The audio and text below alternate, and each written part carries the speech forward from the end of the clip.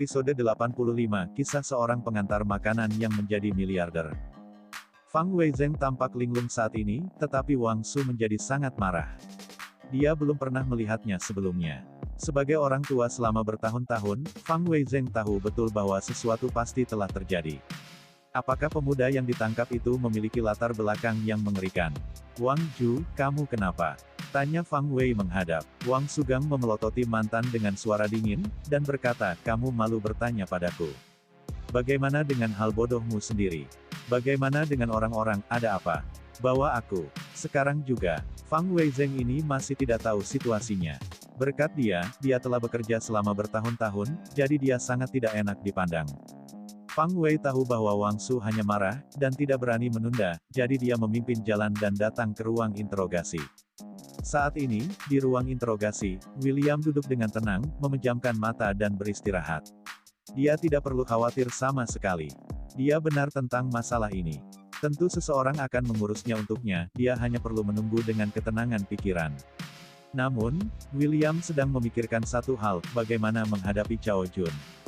Tidak ada yang bisa melihat pekerjaan tangan ini, tapi William tahu bahwa Cao Jun pasti melakukannya.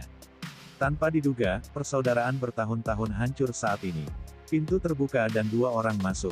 Fang Weizeng secara alami adalah pemimpinnya, dan Wang Sugang buru-buru masuk di belakangnya. Ketika dia melihat William terkunci di dalam, dia juga bingung, pemuda seperti itu dapat membuat khawatir ketiga pihak itu benar-benar tidak bisa diremehkan. Tuan William Chen, saya minta maaf, masalah Anda telah diklarifikasi, ini adalah kesalahpahaman, sekarang Anda bisa pergi. Wang Sugang tersenyum dan berkata, masih baik. Fang Weizeng kaget dan berkata, Wang Ju, kita saudara semua telah melihat ini. Ini terkini. Bagaimana kita bisa membiarkannya pergi? Jika ini dilepaskan, Fang Wei tidak akan bisa menjelaskannya. Namun, Wang Sugang melirik Fang Weizeng dengan dingin, langsung mengeluarkan telepon, melemparkannya ke dalam pelukannya, dan berkata dengan suara yang dalam, lihatlah sendiri, dan beritahu saya setelah membacanya, dapatkah seseorang melepaskannya? Wang Sugang sangat marah. Fang Weizeng menangkap orang-orang tanpa pandang bulu tanpa menyelidikinya dengan jelas, karena sudah melakukan kesalahan. Sekarang, dia masih tidak mengakuinya. Setiap orang telah mengirimkan bukti ke ponsel mereka. Ini tamparan wajah.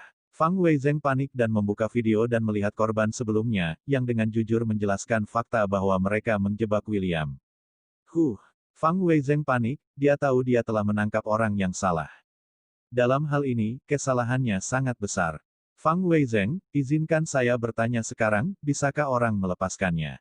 Wang Sugang berteriak. Wajah Fang Weizeng memerah, keringat dingin di dahinya rendah, dan dia berkata, kamu boleh melepaskannya. Wang Sugang mendengus, menoleh dan tersenyum pada William. Tuan William Chen, maaf, saya hanya meminta maaf kepada Anda atas nama cabang. Saya harap Anda tidak keberatan, kita harus belajar dari masalah ini secara mendalam dan kita tidak akan pernah melakukannya lagi. William belum mengatakan apa-apa sampai sekarang, dia hanya menatap Fang Weizeng dengan dingin, dan kemudian tersenyum tenang pada Wang Sugang, tidak apa-apa. Sedikit kesalahpahaman, saya percaya Anda. Wang Sugang tersenyum dan langsung keluar dari ruang interogasi untuk menyambut William. Fang Weizeng, diskors selama 3 bulan, tulis saya pemeriksaan. Sebelum pergi, Wang Sugang dengan marah memarahi Fang Weizeng, yang hanya bisa menjawab. Setelah mereka pergi, Fang Weizeng memanggil Cao Jun dan berkata dengan dingin, Cao Jun, orang-orang dibiarkan pergi.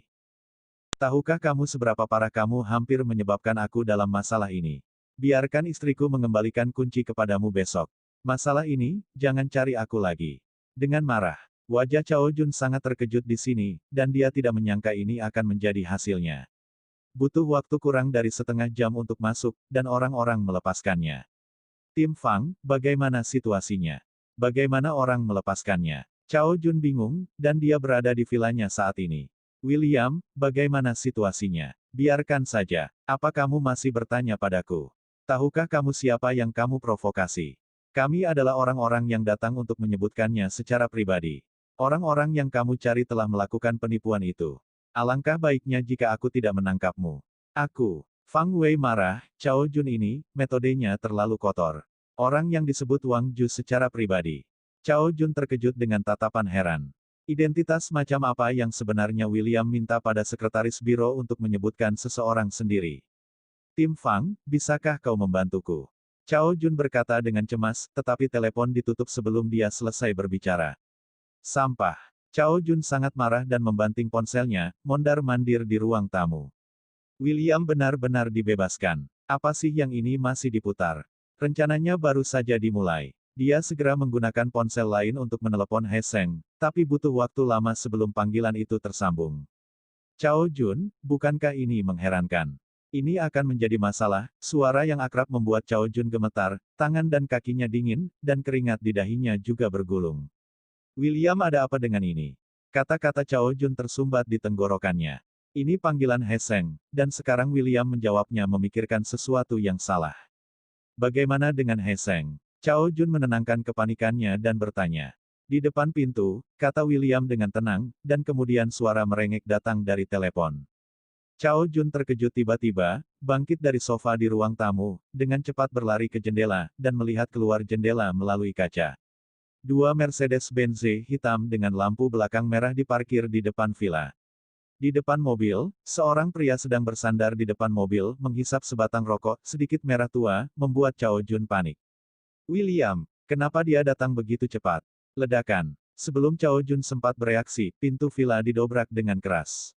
Qin Hu membawa selusin saudara laki-lakinya dan langsung mendobrak masuk. Sekelompok orang menekan dengan cepat mengelilingi ruang tamu di lantai pertama. Dengan keras, Ne Seng, yang mulutnya disegel dengan selotip hijau, ditendang oleh Qin Hu tepat di depan sofa di ruang tamu, berlutut di tanah, hidung dan wajahnya bengkak, sangat menyedihkan. Semuanya terjadi terlalu tiba-tiba. Chao Jun tidak punya waktu untuk berpikir. Di pintu, Zheng Tai segera masuk. Di belakangnya, dia perlahan mengikuti William, melempar puntung rokok ke tanah, dengan tenang melangkah keluar, dan masuk. Tidak ada orang lain yang sedang duduk di atas sofa, memandangi lingkungan di dalam villa. Tanpa diduga, setelah 3 tahun, saya masih akan masuk dan duduk. William berkata dengan tenang. Chao Jun sekarang berkeringat dingin, dan dia terpana oleh pemandangan di depannya. Bukankah Kaisar bawah tanah kota Sangjiang yang berdiri dengan hormat di sebelah William, Zheng Tai? Ini, apa yang terjadi di sini? Qin Hu merobek segel di mulut He Seng. He Seng terus bersujud memohon belas kasihan, sambil menangis, Tuan Chen maafkan saya, Tuan Chen atas hidup saya, mohon Tuan Chen untuk melepaskan saya. Saya salah, saya tidak akan pernah lagi. Berani, kali ini, Chao Jun sajalah yang membuatku melakukan ini. Setiap orang punya naluri untuk bertahan hidup. Ketika Chao Jun mendengar ini, matanya pecah-pecah, dan dia berteriak, kamu kentut. Aku sama sekali tidak mengenalmu. Kapan aku menginstruksikanmu? Kamu berdarah. Chao Jun tidak bodoh. William tiba-tiba berkunjung dan memberi tekanannya yang luar biasa. Terutama orang-orang di rumah, dan Zheng Tai di samping William. Karakter ini, kemanapun dia pergi, yang dihormati orang lain, tapi hari ini, dia bersedia berdiri di samping William dan menonton dalam diam. Dapat dilihat bahwa Zheng Tai adalah adik laki-laki di depan William, dan dia tidak berani menyangka. Karena itu, Chao Jun sangat berhati-hati. Perubahan William terlalu cepat, terlalu tidak terduga. He Seng, berlutut di tanah, menunjuk ke arah Chao Jun dengan putus asa, dan berkata, Chao Jun, kamu jelas memberiku 100.000 yuan dan membuatku melakukan ini. Tuan Chen, kamu harus percaya padaku, itu dia. Dia memintaku melakukan ini, tolong biarkan aku pergi, aku tidak akan berani lagi. He Seng menangis dan membenturkan kepalanya. Dia takut, itu adalah saudara Qin Hu, dan Tuan Zheng Tai di sebelahnya. Menghentakkan kaki, Anda harus menceburkan diri ke sungai. William hanya menggerakkan matanya sedikit, dan Qin Hu tahu itu dengan baik dan langsung mengeluarkan He Seng. Di luar, jeritan dan memohon belas kasihan menghantam garis pertahanan terdalam Chao Jun. Dia memiliki mata dingin dan keringat dingin di dahinya, memikirkan dengan putus asa tentang situasinya saat ini. Itu rusak. Tanpa diduga, William bukanlah orang biasa. Dia bisa bersembunyi begitu lama. William, sepertinya aku masih belum cukup mengenalmu. Aku tidak berharap kamu mengenal Zheng Tai. Chao Jun mencibir, kamu telah bersembunyi cukup dalam selama ini. Meskipun dia panik sekarang, dia juga tidak takut. Saya bukan kesemek yang lembut. William berkata dengan tenang, jangan gunakan pandanganmu untuk mencoba mencari tahu identitasku.